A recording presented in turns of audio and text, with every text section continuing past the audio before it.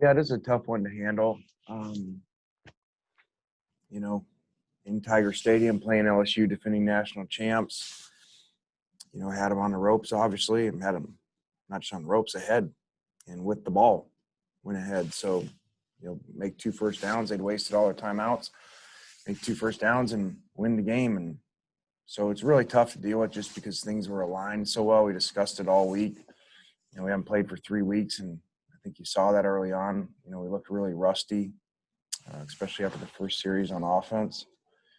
And it's just frustrating these games because, going, all right, hey, we're going to win 4 straight in 5 and 4 and beat LSU and, great start to, this turnaround. And we don't finish it. We turn the ball over 6 times, so usually if you turn the ball over 6 and you're -5, you're not even in a discussion about being ahead, let alone being ahead in the fourth quarter. So, and, without Kenny and Elijah, our 2 most productive players, I think that, you saw that. I think, in the passing game, I would have expected, us to have better numbers. That was their weakness. They really struggled on defense in the back end. And so really a shame because we had them, and you're not going to get many opportunities like that. You're certainly not going to get opportunities where, opt-outs, COVID, and an almost empty stadium in LSU. That ain't going to happen again. So just really frustrated. And so we're not really big on guys played hard, and we played 94 snaps of defense and all that stuff. Don't matter. We've been here too long now for that. We need to win games, and we didn't do that. I'll start with Nick. Lane, you talked about finishing. You've talked about it a lot this season. Is that something that can be taught to players, or do you think that's just kind of something innate? I don't know. We talk about it, obviously, but you just got to make the plays. We get manage situations better, too. We wasted 2 timeouts in the first half on defense. We wasted 1 at the end there on offense, and, like to pride ourselves that we don't do that, and we did. They were out of timeouts, in the fourth quarter. So, had we not wasted that 1 timeout also, even after all the bad stuff that happened in the last turnover by Matt, we still would have had 1 extra one to stop them. They would have had to punt the ball back to us. So just really frustrated, especially because we did come all the way back, down 16. We go on a 28-6 run, which was awesome. The energy, the sidelines, it was all great. It was all aligned to, be a great story and a great ending to the regular season. And, especially I thought it would have meant a lot to do that without Kenny, especially without Elijah, just to show guys stepping up.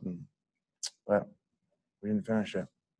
That drive with about 5.5 to go, kind of reminiscent of the Auburn game, just kind of what went through the coaching staff. What were you guys trying to do with that last drive there? Yeah, you're right, Nick. Same thing I said. Felt just like the Auburn game, which is frustrated to come back, take the lead, get the ball back with the lead, and, you don't finish it. We waste a timeout, take a sack, false start. So just not really good-looking football, which was very frustrating from the head coach. Parrish Alford. Lane, you mentioned rust. Is that what you thought was going on with Matt and the interceptions in the first half? Yeah, I'm not making excuses, but I did feel like that, which I was nervous about, that we hadn't played for so long. Kind of like I think when we played Vanderbilt, they were in the same situation. I felt like that with them, missed tackles, timing, and also, not making excuses, Elijah not being there, and guys playing new spots. Mingo had to play inside, which, he really hadn't done. So I think Matt will be the first one to tell you he didn't play very well. Competed really hard. He probably was, an example of what our team was. We didn't execute really well, didn't do the right things at times, but, played really hard, competed really hard, tried to win, but, didn't do the other things right. The running game looked like you had more success with it in the second half. What did you see there? Well, we'd said, we got to wear these guys down and get the play count up. They were thin, I think Ed said 48 or something scholarship players is all they had. And so, sometimes it happens, with tempo. It takes a while to get going, and we did do that and did start to run the ball really well in the second half. I mean, Matt, 158 yards rushing himself. So, and they were, trying to stop the passing game, obviously, with lighter boxes, and you got to run when they do that. What has Henry Parrish done to kind of elevate himself and get more opportunities down the stretch? Just makes plays when he goes in there, and has always done that in practice. And now we put him in games, makes the first guy miss almost all the time, and made a really good catch on the screen play. So he's got a very bright future here. All right, we'll go to Courtney. Lane, just going into this season, obviously more complicated than any coach would probably have in their normal first year, but wrapping up the regular season, how do you kind of summarize your experience? Well, I think up and down. We started slow in some areas, which no spring ball, first year staff, and then hit a run of playing really well and should have finished that off tonight with 4 straight wins. So it's been a crazy year, just like not playing in 3 weeks, and then all of a sudden playing down here. So just wish we could have finished on a better note for the players, especially the older guys. And it was there. They had all the chances to do it, and you're not going to give many chances like that. So just really unfortunate. And this one's gonna hurt for a while, especially because there's no more regular season games to go play. So figure out where we're going to a bowl game, which is great for our program to be in a bowl game. I think first time in 5 years.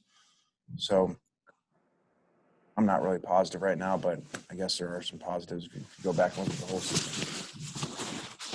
Obviously, a bowl game's not going to happen for a couple more weeks. So how do you kind of not let rust affect your team again, trying to get a bowl win this year? Well, I don't know where we're going in the dates, and some of these bowl games are coming up pretty quick. So it won't. I don't think it'll be it used to be like a month layoff. It's not going to be like that no matter what, because I think the furthest one out would be the second. So we'll just figure out the best plan. All right, one more question. We'll go to Tyler. Lane, obviously, Matt Corral had 4 first-half turnovers. What did you tell him in the locker room, if anything? Well, we talked more throughout, the first half, just about decision-making. And I didn't think we put him in the best situation a few times, like the pick on 3rd down. We didn't have a real good play call versus press across the board. And, it was getting ready to change. Clock was running down. So I don't think we did a great job as a staff today.